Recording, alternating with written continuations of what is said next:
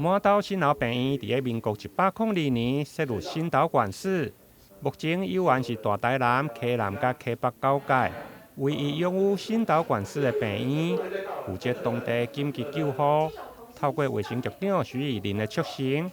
月6号上午正式甲心台病院签署心脏科的合作经营。历史见证的一刻，让我们给予热烈的掌声。虽然我本身是外科出身，可是对于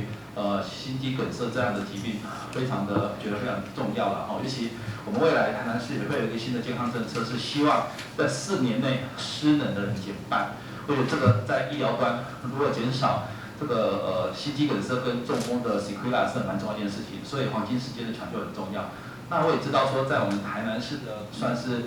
西边这一块，在心导管24小时做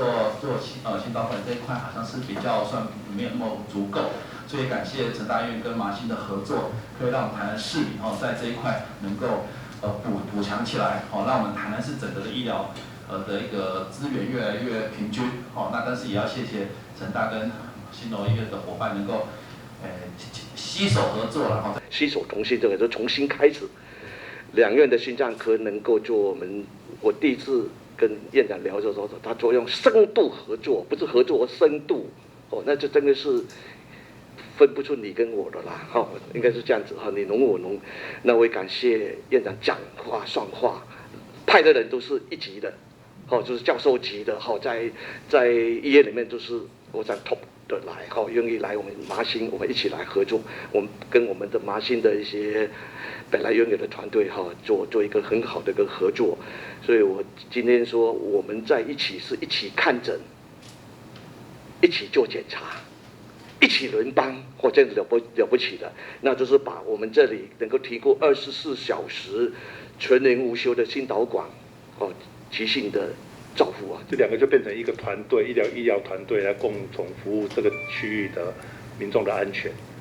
大概是这样子。门诊星期到星期五，成大一定都会有，因为本来新楼医院在麻豆这个分院本来就心脏科医师的嘛，那么我们的医生也会进驻，让这里因为心脏还是很多次专科，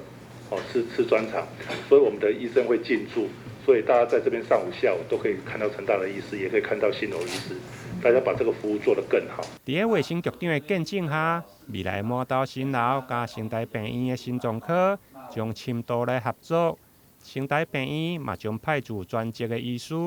甲多位教授级的专科医师，伫满岛心楼来助诊。除了开设门诊，另外嘛将安排人力来加入值班，甲满岛心楼的心脏科团队做伙提供每天24点钟。专年无休困的心导管治疗服务，提升该地区慢性心血管疾病照护量能。台南新闻林根采访报道。